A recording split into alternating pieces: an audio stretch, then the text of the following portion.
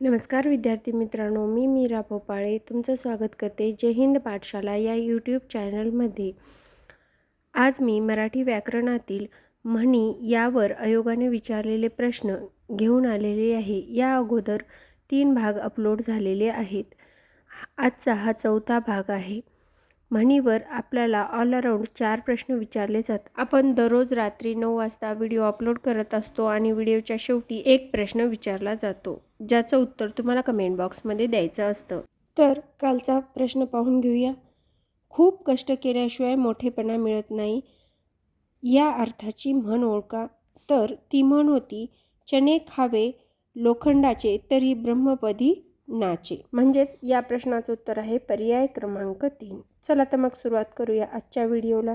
आजचा पहिला प्रश्न आहे, खालील अर्थाची म्हण पुढील पर्यायी उत्तरातील कोणती आहे? राग अनावर झाला की मनुष्य तो कोणावर तरी काढीत असतो। एक आहे, मांजराच्या गळ्यात घंटा कोणी बांधायची? दुसरा आहे, मांजराने दूध पाहिले पण बगळा नाही पाहिला। तिसरा आहे, मांजरीचे दात तिच्या पिल्लास कधीच लागत नाहीत। आणि चौथा आहे, मांजर कावरते खांबाला ओरबडते। तर या प्रश्नाचं उत्तर आपल्याला सांगता येईल पर्याय क्रमांक 4, कारण राग अनावर झाला तर तो कोणावर तरी काढतो, म्हणजेच मांजर कावरते आणि खांबाला ओरबडते। यानंतर प्रश्न क्रमांक 2, पुढील विधानाला जी म्हण योग्य असेल असा पर्याय ओळखा। काव्य गायनासाठी मित्राला नेल्यावर तो सारखा डुलक्या घेत होता, म्हणतात ना? 1. पालत्या घड्यावर पाणी। 2. गाढवाला गुळाची चव काय? 3. पिकते तिथे विकत नाही। आणि 4. दुष्काळात 13वा महिना। तर आपल्याला असं सांगायचं यातून की काव्य खूप छान असते, पण मित्राला नेल्यावर मित्र झोपी जातो, म्हणजे गाढवाला गुळाची चव काय असं म्हणता येईल। म्हणजेच या प्रश्नाचं उत्तर आहे पर्याय क्रमांक 2। यानंतर प्रश्न क्रमांक 3, खाई त्याला खवखवे या म्हणीची विरुद्ध अर्थाची म्हण ओळखा। तर एक आहे, चोराच्या मनात चांदणे। दुसरा आहे, कर नाही त्याला डर कशाला। तिसरा आहे, ज्याच्या हाती ससा तो पारधी। आणि चौथा आहे, गर्वाचे घर काली। तर खाई त्याला खवखवे याचा अर्थ असा होतो की ज्याने कृत्य केले त्यालाच ते डाचत असतं, म्हणून कर नाही त्याला डर कशाला अशी विरुद्ध अर्थाची म्हण या खावी त्याला खवखवेच्या विरुद्ध सांगता येईल। म्हणजेच या प्रश्नाचं उत्तर आहे पर्याय क्रमांक 2। यानंतर प्रश्न क्रमांक 4, पुढे काही म्हणी आणि अर्थ दिले आहेत, त्यापैकी चुकीची जोडी ओळखा। एक आहे, आग सोमेश्वरी बंब रामेश्वरी। त्याचा अर्थ असा दिलाय की गरजू माणसाला मदत न करता गरज नसलेल्याला मदत करणं। ही एकदम बरोबर आहे। दुसरं आहे, उधार तेल खवट। आधार मिळालेल्या वस्तूत काहीतरी निश्चित कमतरता असते, म्हणजेच ही पण बरोबर आहे। तिसरं आहे, आधी गुंतू नये व गुंतल्यानंतर कुथू नये। कोणत्याही गोष्टीत अडकण्यापूर्वी विचार करावा, अडकल्यानंतर विचार करू नये। हे पण एकदम बरोबर आहे। आणि चौथं आहे, आधीच कर्मठ त्यात मद्य प्याला, दुसऱ्याच्या श्रमावर स्वतःचा फायदा उकळणे नाही। ही चुकीचं आहे आणि आपल्याला चुकीचं विचारले, म्हणून या प्रश्नाचं उत्तर आहे पर्याय क्रमांक 4।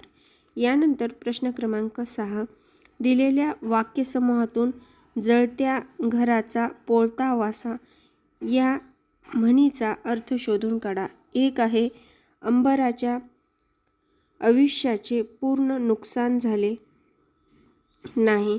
घरात बाहेर सर्वत्रच त्रास होत आहे नाही। त्यानंतर तिसरा आहे, अनेक संकटातूनही त्यातल्या त्यात मार्ग काढण्याचा त्याने प्रयत्न केला। ही मात्र म्हणता येईल जळत्या घराचा पोळता वासा। म्हणजेच या प्रश्नाचं उत्तर आपल्याला सांगता येईल पर्याय क्रमांक 3। यानंतर प्रश्न क्रमांक 7, खालील वाक्यसमूहातील म्हण ओळखा। ज्ञानेश्वर इथली माणसं साधी आहेत, त्यांना घोळात घ्यायला 2 गोड शब्द देखील पुरतील। दादागिरी करायची गरज नाही, गुळानं मारतो तिथे विष कशाला। रामराव म्हणाले, ज्ञानेश्वरांनी मान डोलवली। आता या अर्थाची आपल्याला म्हण शोधून काढायची आहे. एक आहे घोळात घ्यायला गोड शब्द, दुसरा आहे गोड शब्द पुरे, दादागिरी करायची गरज नसते, आणि चौथा आहे गुळाने मारतो तिथे विष कशाला. म्हणजेच या प्रश्नाचं उत्तर आहे पर्याय क्रमांक 4, गुळाने मारतो तिथे विष कशाला. यानंतर प्रश्न क्रमांक 8, समान अर्थाची म्हण ओळखा. अ आहे कांदा पडला पेवात पिसा हिंडे गावात. ब आहे काखेत कळसा गावाला वळसा. क आहे घरोघरी मातीच्या चुली. ड आहे हातच्या काकणाला आरसा कशाला. तर आपल्याला यामध्ये समान अर्थाची म्हण ओळखायची. तर पाहत असाल तर कांदा पडला पेवात पिसे हिंडे गावात, त्याचबरोबर काखेत कळसा आणि गावाला वळसा ह्या 2 समान अर्थाच्या म्हणी आहेत. म्हणून अ आणि ब म्हणजेच या प्रश्नाचं उत्तर आहे पर्याय क्रमांक 4. यानंतर प्रश्न क्रमांक 9, एखाद्याचा डाव त्याच्यावरच उलटण्याचे कृत्य या अर्थाची अचूक म्हण ओळखा. एक आहे कुऱ्हाडीचा दांडा गोतास काळ. दुसरा आहे गुरुची विद्या गुरुला फळली. म्हणजे ज्या माणसाने जे शिकवले त्याच माणसाला त्याच डावामध्ये फसविणं. म्हणजेच आपल्याला या प्रश्नाचं उत्तर सांगता येईल पर्याय क्रमांक 2. यानंतर प्रश्न क्रमांक 10, घरचं झालं थोडं व्यायानं धाडलं घोडं या म्हणीचा योग्य अर्थ निवडा. अ आहे कर्जबाजारी होणे. ब आहे घरच्या कामातून वेळ मिळेना. क आहे दिखाऊपणा करणे. आणि ड आहे अकस्मात श्रीमंत होणे. तर आपल्याला या अर्थाची म्हण सांगता येईल की कर्जबाजारी होणे, घरचं झालं थोडं व्यायानं धाडलं घोडं, त्यानंतर दिखाऊपणा करणे आणि अकस्मात श्रीमंत होणे. ह्या सर्व गोष्टी आपल्याला घरचं झालं थोडं व्यायानं धाडलं घोडं या अर्थाला योग्य अर्थ पडतात. पण ब ही चुकीची आहे. म्हणजेच या प्रश्नाचं उत्तर आपल्याला सांगता येईल पर्याय क्रमांक 2. आजच्या व्हिडिओचा शेवटचा प्रश्न त्यापूर्वी जर तुम्ही आमच्या चॅनलवर नवीन असाल तर चॅनलला सबस्क्राईब करा. जास्तीत जास्त गरजू मित्रांपर्यंत हा व्हिडिओ शेअर करा. आणि हो, व्हिडिओ आवडल्यास लाईक करायला मात्र विसरू नका. प्रश्न क्रमांक 10, खाली दिलेल्या स्पष्टीकरणाच्या अर्थाची म्हण पर्यायी उत्तरातून शोधा. अनुकूलता असूनही तिचा उपयोग करता न येणे या अर्थाची आपल्याला म्हण शोधायची आहे. एक आहे गाढवापुढे वाचली गीता कालचा गोंधळ बरा होता. दुसरा आहे गाढवाचा गोंधळ नीला त्याचा सुकाळ. तिसरा आहे गाढवाच्या पाठीवर साखरेची गोणी. आणि चौथा आहे गाढवाला गुळाची चव काय. अनुकूलता असूनही तिचा उपयोग न करणे म्हणजे गाढवाच्या पाठीवर साखरेची गोणी. कसं, गाढवाला स्वतःजवळ साखर आहे पण ती खाता येते का, नाही. म्हणून या प्रश्नाचं उत्तर आपल्याला सांगता येईल पर्याय क्रमांक 3. यानंतरचा प्रश्न तुमच्यासाठी आहे.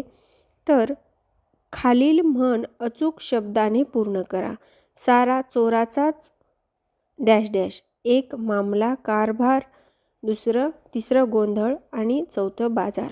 तर या प्रश्नाचं उत्तर तुम्ही मला कमेंट बॉक्समध्ये द्या. व्हिडिओ शेवटपर्यंत पाहिल्याबद्दल धन्यवाद. आणि हो, भेटूया पुढील व्हिडिओमध्ये. अभ्यास करत राहा, स्वतःवर विश्वास ठेवा. यश तुमचंच आहे.